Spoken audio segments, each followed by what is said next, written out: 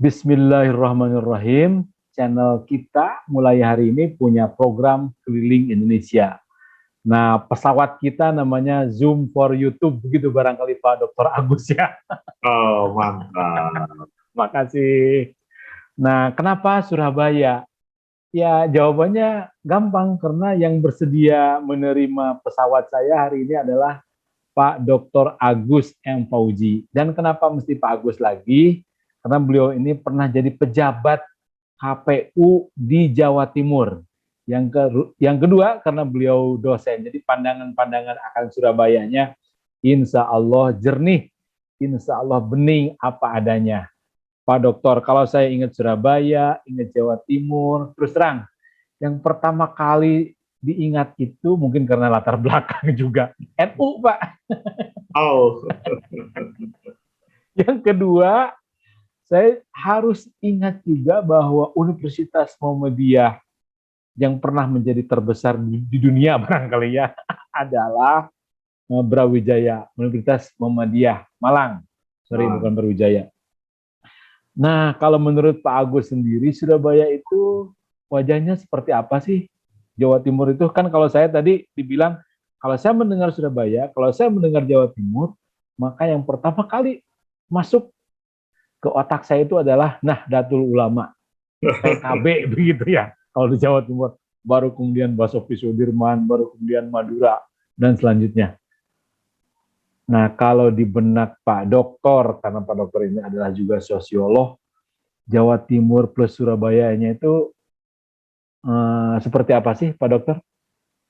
kalau Jawa Timur itu wajahnya sebetulnya ada tiga, yaitu wajah arek. Arek itu sosiologis budayanya itu di sekitar Surabaya dan sekitarnya. Kemudian yang kedua adalah wajah Matraman. Wajah Matraman itu Surabaya, Jawa Timur bagian barat. Ini pasti ada hubungannya dengan Kerajaan Mataram pada waktu itu. Kemudian yang ketiga adalah daerah Tapal Kuda.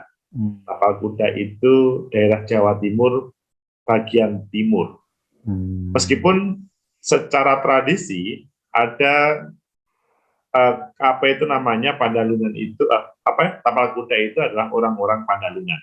Meskipun di dalamnya masih ada beberapa yang menjadi bagian yang berbeda, maksudnya subkultur seperti Osing di Banyuwangi, kemudian di Tengger, orang-orang Bromo, kemudian ada Madura itu sendiri. Tetapi dari secara besar ya tiga wajah tersebut. Dan kalau berbicara arek, itu adalah yang ceplas-ceplos, dia tanpa basa-basi, lugas ya, lugas, tanpa kromo inggil atau tanpa basa-basi itu. Berbeda dengan Matraman yang dia mengedepankan adat Jawanya, mau ngomong marah begitu nggak bisa marah dia. Kaki saya itu masih dipakai, jangan diinjak. Kalau orang-orang arek, matamu picek ini. Jadi sangat kontras budayanya. Iya.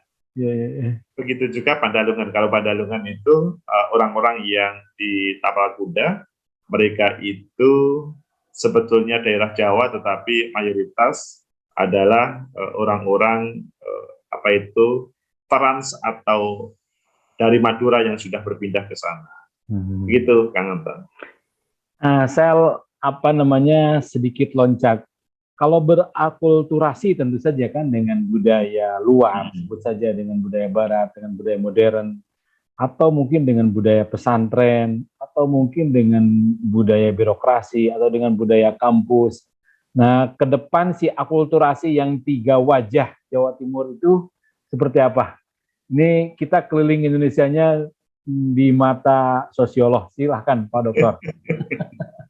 Jadi mereka masing-masing mempunyai culture berbeda.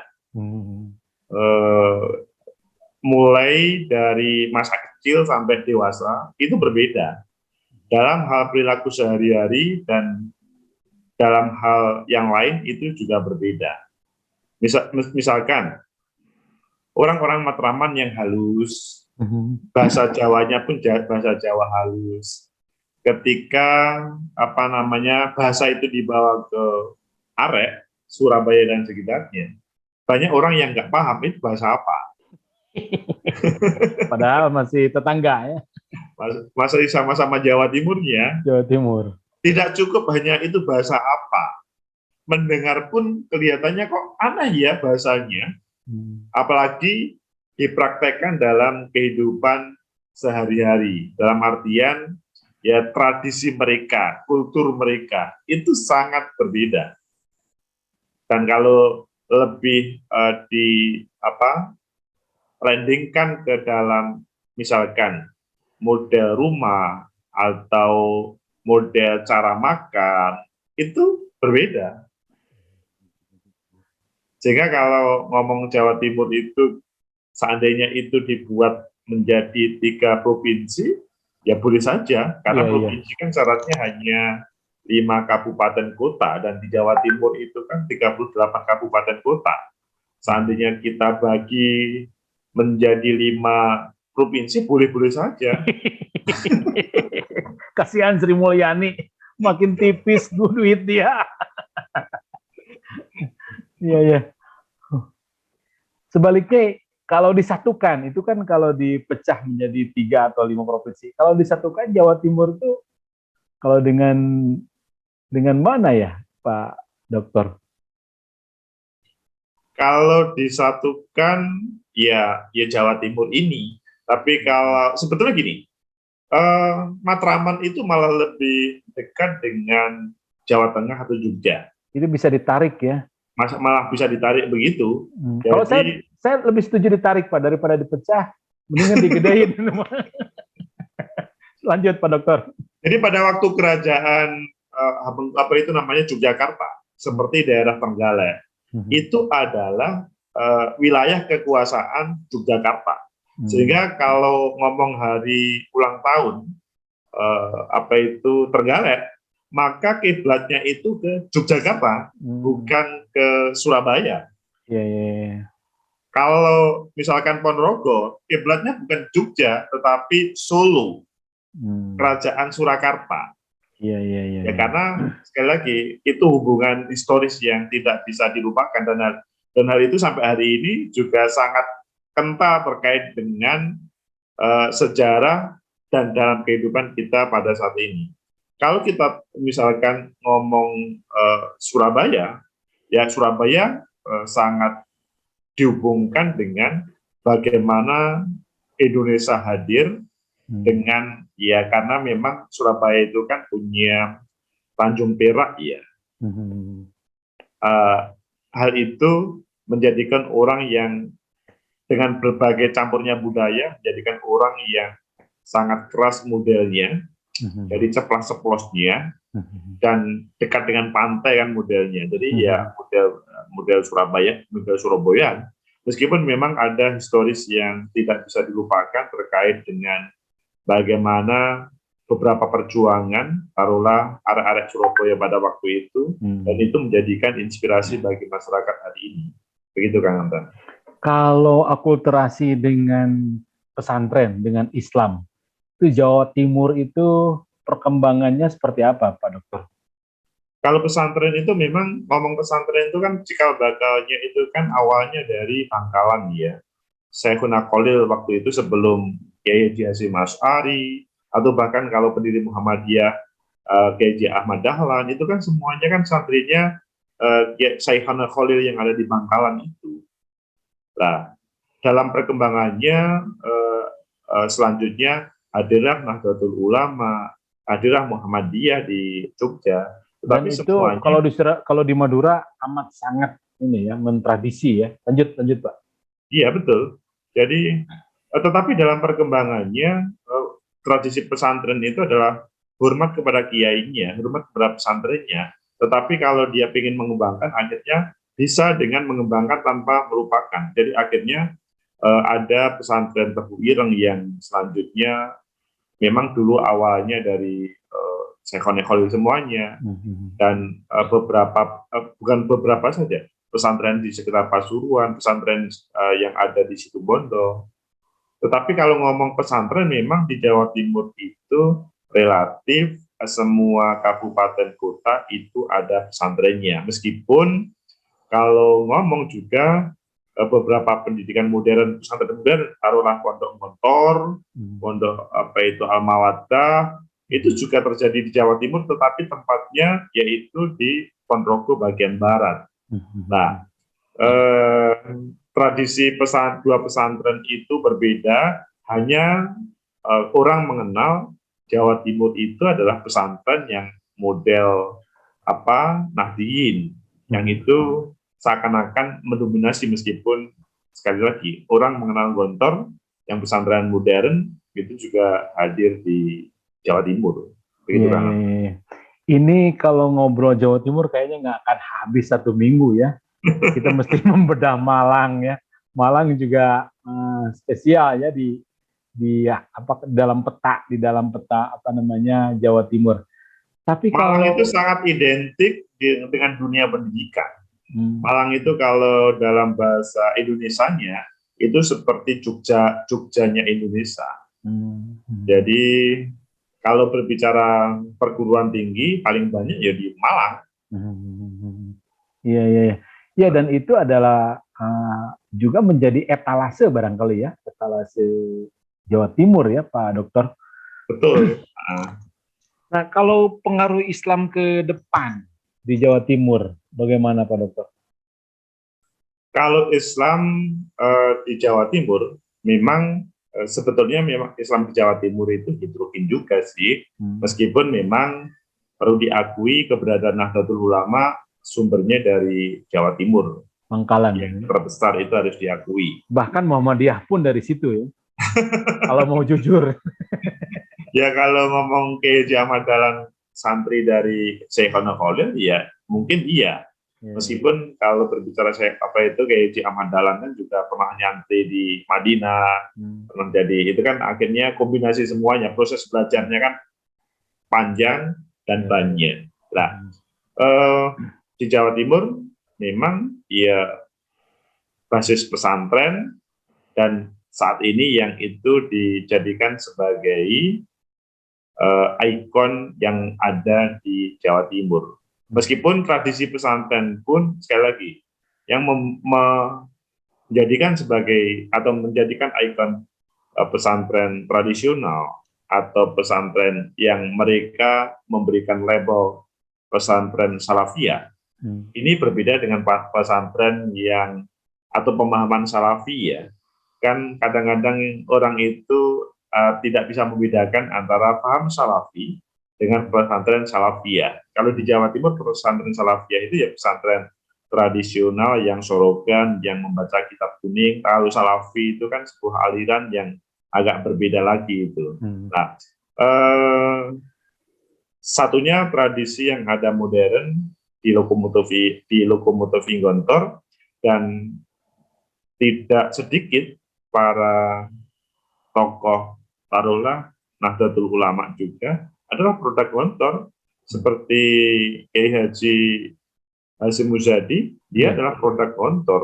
Jadi meskipun modern, bukan berarti kemudian tidak memberikan kesempatan kepada yang lain, karena Gontor memang dia tidak pernah menyebut sebagai pesantrennya Nahdlatul Ulama, atau tidak pernah menyebutnya pesantrennya Muhammadiyah atau Al-Irsadiyah untuk semua golongan. Begitu kan, Anton? Al-Irsad di Surabaya masih besar ya? Al-Irsad di Surabaya masih juga lumayan, dan berbicara rumah sakitnya juga lumayan. Beberapa lembaga pendidikannya di situ juga cukup bagus. Jadi kalau ngomong Al-Irsad di Surabaya juga bagus. Kalau ngomong Persis itu dulu perkembangannya yang sangat pesat itu kan di Bangil dahulu. Tapi memang Persis saat ini perkembangannya berbeda dengan dahulu, tetapi masih ada. Kalau Al-Irsad perkembangannya di beberapa kabupaten kota, dia mendirikan pesantren-pesantren yang juga relatif berkembang, meskipun misalkan di sebuah kabupaten itu satu, tetapi dia relatif berkembang karena mungkin ketekunan dan sebagainya gitu. Kalau Salapi, Pak Dokter bisa nembus Jawa Timur nggak? Salafi itu kalau ngomong di kelompok keagamaan, relatif bisa masuknya di dunia kampus. Pintunya di situ ya? Pintunya di kampus, karena di kampus itu kan menampilkan label-label rasionalitas, label-label yang tidak misalkan jauh dari golongan-golongan itu, dengan seakan-akan yang paling benar begitu. Dan agenda-agenda perubahan di situ ya. Agenda-agenda perubahan. Dan hal itu selanjutnya bisa masuk meskipun mungkin ada sebagian yang tidak setuju dengan paham Salafi, tapi sekali lagi itu kan masing-masing ya, apakah setuju atau tidak setuju, cocok atau tidak cocok. Yang pasti di Jawa Timur memang berbagai aliran yang ada itu bisa berjalan, dan negara kan memang memberikan fasilitas, bahkan aliran kepercayaan diberikan kesempatan untuk hidup gitu kan. Ada liberalisme kampus. Pak Dokter, kalau bicara perguruan tinggi barusan, di Jawa Barat sekarang beberapa kabupaten sudah punya Universitas Muhammadiyah, walaupun dia masih kecil-kecil lah, mahasiswanya ada yang 6.000, 10.000. Kalau perkembangan perguruan tinggi Muhammadiyah juga perkembangan perguruan tinggi Nahdlatul Ulama di Jawa Timur di luar Universitas Muhammadiyah Malang. Ya, kalau ngomong universitas atau kampus, itu ya organisasinya Muhammadiyah. Dunia pendidikan yang terbaik itu di Muhammadiyah. Kalau tiap kabupaten sudah mulai punya ya? Gimana? Universitas Muhammadiyah di tiap kabupaten sudah mulai tumbuh. Relatif berdiri ya, kalau yang perguruan tinggi Muhammadiyah.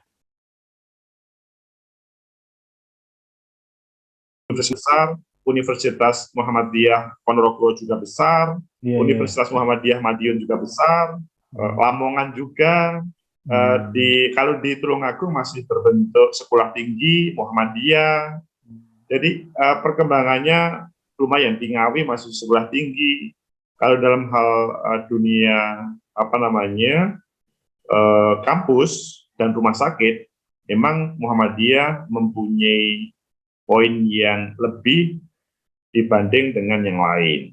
Kalau perguruan tinggi milik teman-teman Nahdlatul Ulama udah mulai. Milik Nahdlatul Ulama sebetulnya juga bagus, seperti Unisma ya, Unisma yang di Malang. Itu kan bagaimana posisi Kiai Haji Hasyim Mujadi pada waktu itu mempelopori dan sampai hari ini bisa menjadi referensi perguruan tinggi Nahdlatul Ulama yang besar. Kalau di Surabaya hari-hari ini yang sangat pesat itu Universitas NU Surabaya, UNUSA. Itu perkembangannya besar sesudah Pak Menteri, Pak Muhammad Doh, kemudian total di situ sesudah tidak menjadi menteri. Kemudian juga di beberapa kabupaten kota relatif unsuri itu atau universitas NU di berbagai daerah itu juga hadir.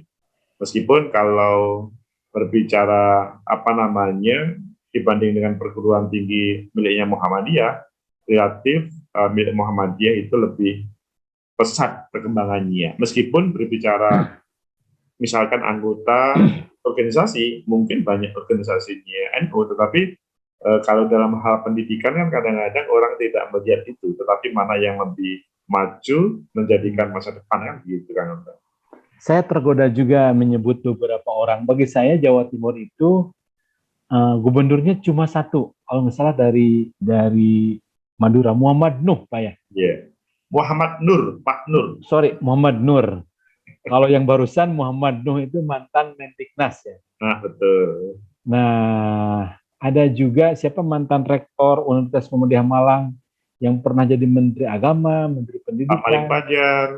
Pak Malik Pajar. Nah, bagi saya Jawa Timur itu kalau representasi yang barusan itu begitu, Pak Malik Pajar, Muhammad Nur, ada Muhammad Nuh begitu ya. Kalau mewakili corak yang tiga tadi, ada nggak atau bagaimana tuh Pak hubungannya? atau bisa dilacak seperti apa namanya wajah-wajah Jawa Timur di panggung nasional? Jadi wajah-wajah di panggung nasional sebelum agak detail itu, pada waktu kita mengenal Gus Dur, Kiai Haji Hasyim, Abdurrahman Wahid, dan waktu itu juga ada Profesor Dr. Nurholis Majid. Begitu juga pada waktu itu ada Ainun Najib. Itu kan orang-orang di balik proses reformasi yang ada. Gus Dur, Cak Nur, sama Ainun Najib, Kiai Kanjeng waktu itu. Nah, itu kan sebetulnya kalau ngomong begitu, orang Jombang, tidak hanya Jawa Timur, orang Jombang yang reuni, ketemu ngobrol-ngobrol di Jakarta. Di istana. Di istana. Padahal tiga orang itu mempunyai pola keislaman yang berbeda.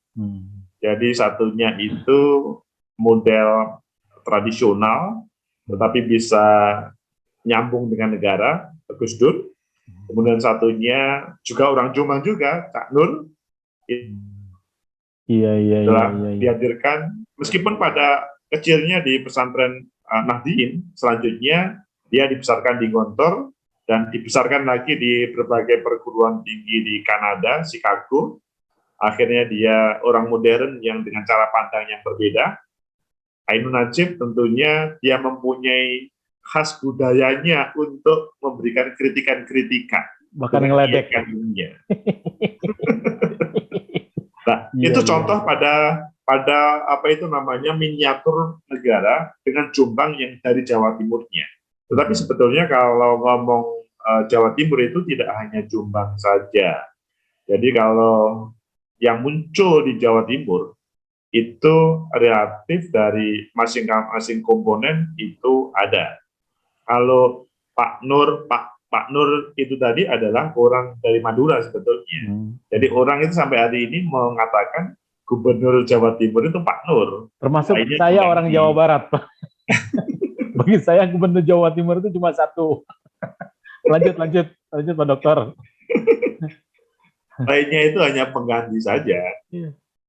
Nah, selanjutnya kalau berbicara Pak Malik Fajar, memang dia identik dari Universitas Muhammadiyah yang belum ada sama sekali. Dia hanya mempunyai, atau dia dibesarkan dari HMI sebetulnya awalnya. Dia Malang, Pak. Dia Malang.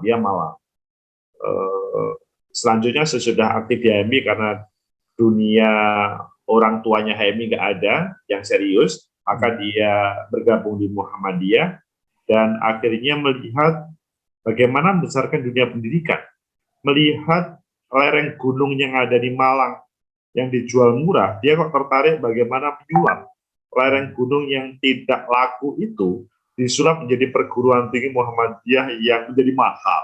Itulah Pak Malik Fajar. Sampai selanjutnya diberi amanah menjadi bagian dari negara, menjadi Mendiknas, kemudian Menko, dan selanjutnya. Yang agama juga pernah. Pada perkembangannya dilanjutkan oleh Pak Muhajir, dan juga sebagai kader dia di Universitas Muhammadiyah Malang.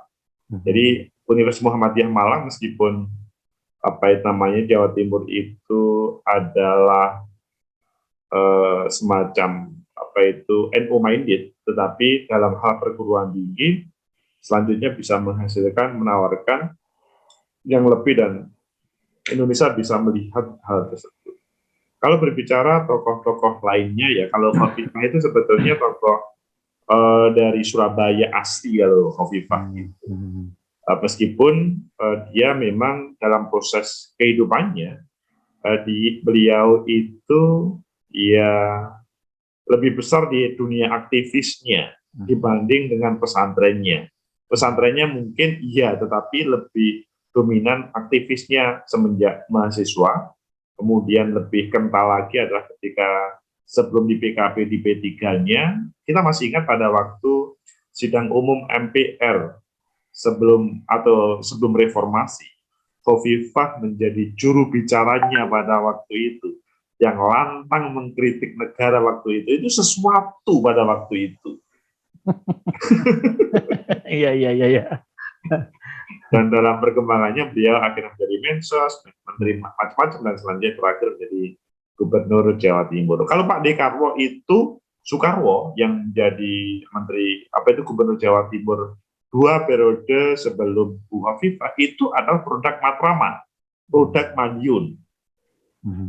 Jadi apa itu tadi yang terkait dengan tiga subkultur yang ada di Jawa Timur, itu ada yang telah menjadi pemimpin di Jawa Timur dan bisa untuk memimpin, menjadikan Jawa Timur lebih baik, dan rakyatnya pun juga oke. Kita masih ingat kalau Pak Dekarwo itu identik dengan bringosnya, bringos itu, umis itu kan identik dengan orang-orang Matraman ya waktu itu ya. Iya, iya, iya, iya. Pak Dokter, kita juga harus berani mengkritik barangkali ya. Misalnya seperti apa sih sekarang egalitarianismenya teman-teman Muhammadiyah, juga pesantren begitu ya. Karena di beberapa kabupaten saya kira lost begitu ya, tidak hadir pesantren itu. Saya tidak menyebut nama bupatinya, tapi ya seperti tidak hadir begitu. Bagaimana Pak Dokter memandang apa ini karena kalau di Jawa Timur sebetulnya antara taruhlah organisasi NU dan Muhammadiyah itu ya mereka bisa jalan, bisa masing-masing, bisa jalan bareng-bareng. Mungkin terkadang ada informasi yang seakan-akan konflik, ya seandainya konflik ya pastilah manusia itu hidup itu kan memang ada potensi untuk konflik. Iya, iya. Ada perbedaan-perbedaan cara pandang gitu. Tetapi semuanya bisa diselesaikan dalam koridor, misalkan mengembangkan daerah, mengembangkan negara, dan sampai hari ini saya melihat ketika ada yang misalkan pejabatnya dari organisasi A, yang lainnya mendukung, begitu juga sebaliknya. Yang kadang-kadang kita lihat berbeda itu adalah orang-orang yang misalkan dia tidak mendapat bagian dari proses itu, sehingga seakan-akan menjadikan ini bertentangan, padahal sebetulnya enggak juga. Pak Dokter, saya harus nyicil ini, barangkali di lain waktu kita tambah waktunya. Sesi ini saya kira cukupkan sekian. Matur nuwun, Pak Dokter. Matur suwun, Kang Anton. Jadi sudah menerima program keliling Indonesia di Jawa Timur. Oke. Salam sukses, Pak Dokter. Salam sukses, semoga para penonton ini juga bisa menikmati meskipun tidak hadir ke Jawa Timur, juga bisa tahu perkembangannya yang di Jawa Timur, Kang Anton. Alhamdulillah. Wassalamualaikum warahmatullahi wabarakatuh. Waalaikumsalam warahmatullahi wabarakatuh.